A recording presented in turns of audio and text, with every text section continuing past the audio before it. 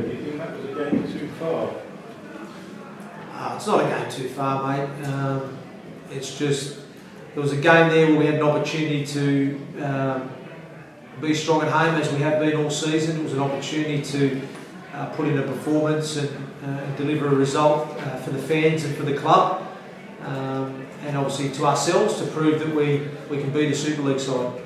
And I have to be honest, it was embarrassing tonight. I feel really let down, embarrassed by that performance, by the nature of how we played.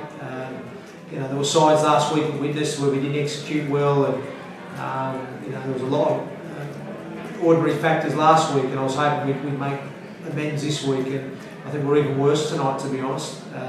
Skill level was poor, execution was poor, attack was poor. Defensively, I thought we showed some good energy defensively, certainly in the first half. Some really good scramble at times. I thought we wrestled quite well early doors, but that second half we just capitulated with 20 minutes to go.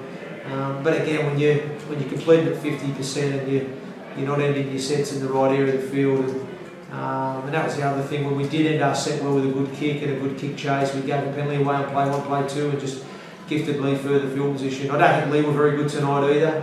I think it was a pretty ordinary game of rugby league football from two sides, but I think Leigh just showed their Super League prowess at the back end there, where they just were ruthless when they got a bit of roll on, a bit of tempo. They just were clinical then and put us to the sword in the end. But I think it was, like I said, an ordinary game from both sides, but we were extremely poor tonight, and that is the thing that hurts me the most as a coach. Is we've built up a resilience, we've built up character, we've built up a competitive spirit, and every game, since we turned the corner this year, we've competed hard in, and we pride ourselves on that.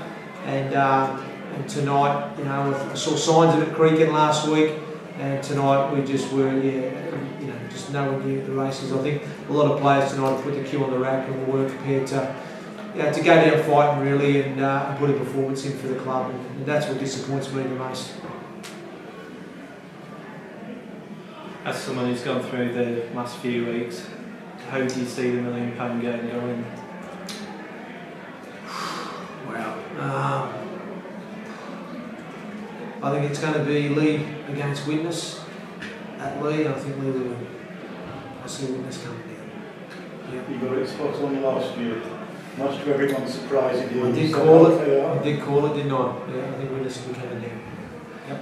On a night like this, obviously you've had such a strong season. Yeah. It must be very gratifying, to look back, and I know you've had there's been plenty of positives. Like, when we look at it from a club perspective and from a team perspective, again we had to bring in a lot of new faces to the club, and that's been probably the reality of the Broncos for the last 5 years. Every year it's been a different squad coming in. It's been a rebuild every year, and and I felt we've seen some young London talent be unearthed this year. Alex Walker, Lewis Phoenix, Sid Adebayi. Matt Davis has grown as well with his stature and presence in the team, and so I think there's some real shining lights there. And I think we like that second half of the championship season. We were on fire. We were putting teams to the sword. We executed some real great attacking rugby. We were strong defensively, and as a result, over the course of the championship season, we won more games than we did last season. We scored more points. We conceded less points. So a lot of progress made on that.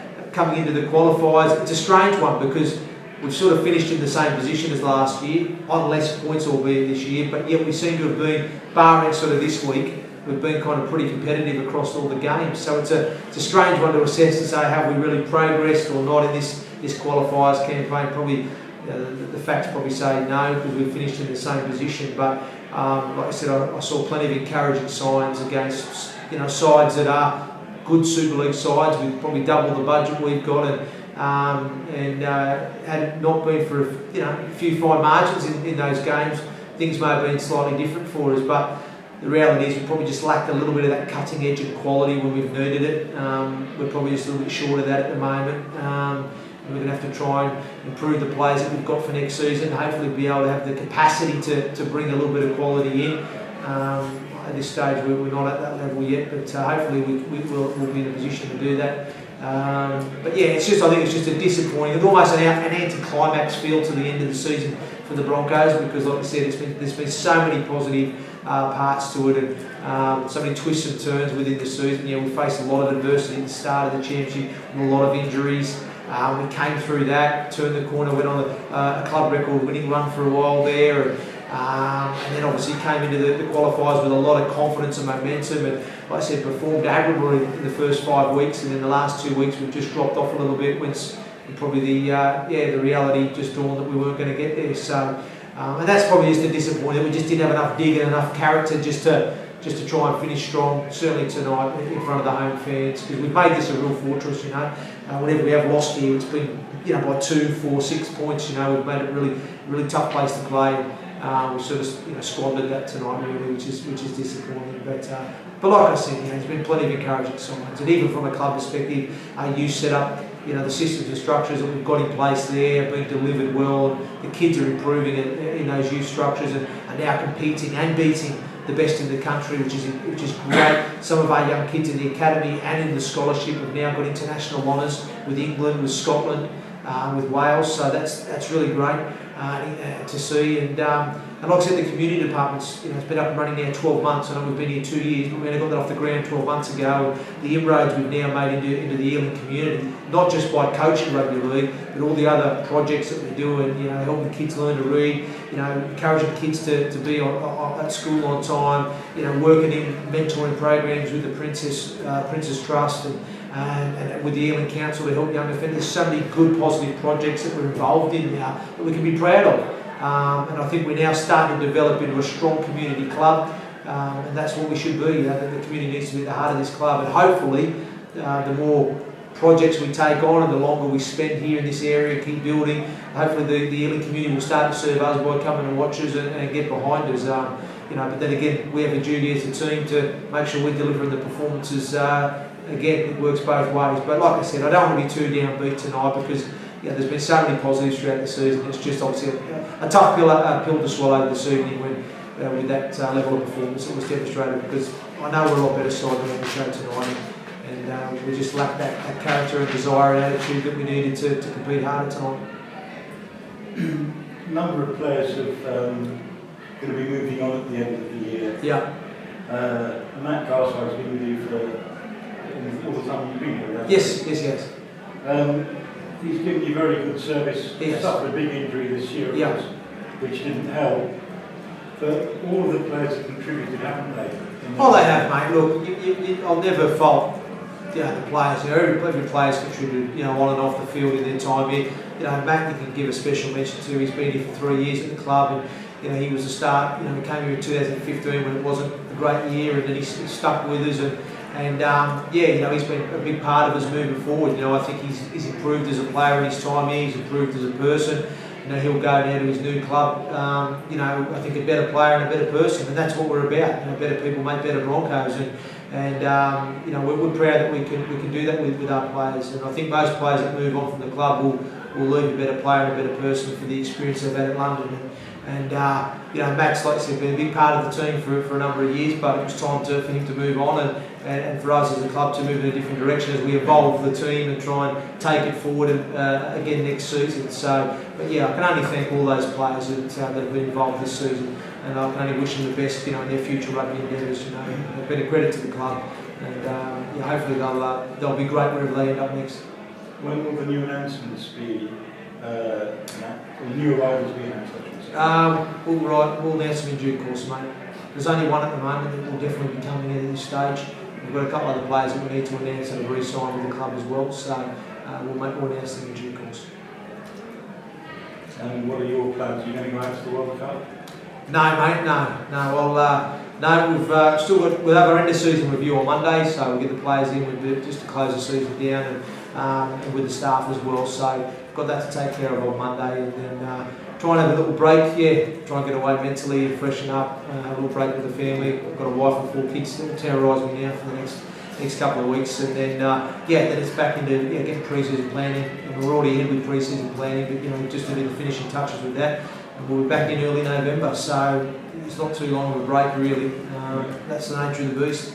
But definitely have a couple of weeks to recharge. I need it. That's the staff is all staying on as well? All the staff are on board, for next season. So again, it's important we keep that continuity, David. We felt that was important because I think if you look back over the last 5 years, the club went into administration 2013, squad was cleared out. In the 2014, squad was cleared out when they got relegated from Super League. A new squad came in 2015. Pretty much most of that was moved on. We brought a lot of recruits in on 2016, and unfortunately, they didn't want to lose as many players as we envisaged at the end of 2016. But a couple of blokes retired, a couple went back up to the north of England, a couple went back to Australia. So again, we had to bring in a lot of new faces. So I think probably in the last 5 years, there's been a 50% turnover of playing personnel. So for the first time, as we coming into year 6. We're going to have pretty much the majority of the squad from this year has been retained, and if we can add a little bit more to it as well, that'd be fantastic. But again, that will be dictated by the club's finances and where we're at. You know what I mean? So, but the good thing, especially with it being a World Cup year too, a lot of guys of ours will be involved in the World Cup. So I think it was even more important that we kept that continuity of the squad, because can you bring in 10 new players again like we have done the last few years, and then trying to make them gel and all that when half the squad's at the World Cup. So I think it's important that you have that, and same with your staff. You keep that continuity, and it stays strong that way, and basically just keep building. You're starting pre-season in early November, you say? Yes. But you're going to have half the squad out? Well, yeah, some will be out there, so they'll be back in once they've had. They'll have to get a break at the end of that World Cup, and they'll be back in at certain dates depending on how far they go in that respective composition really. So, but yeah, that's the way it is, unfortunately. But we've got some good young kids that can do with the time in pre-season, so we will bring a couple of our academy blokes up into that pre-season to help with the numbers, and give them some exposure to that environment as well, which I think will bode well for them ahead of their academy season as well. So we've got those things in place ready to go. Thanks. Do you actually have a sort of ideal number of players you want to bring in? Ideally, yeah. Look, we've got 25 players signed up at the moment. I know we've yet to announce them all, but we've got a 25-man squad already signed up. And like I said, I would ideally like to bring in another, possibly 2, maybe 3. Yeah. But at this stage, yeah, we just have to assess things with the club and see if we're in a position to do that. But we have definitely got 25 players signed up. There's definitely one new arrival as part of that 25-man squad coming in. Yeah.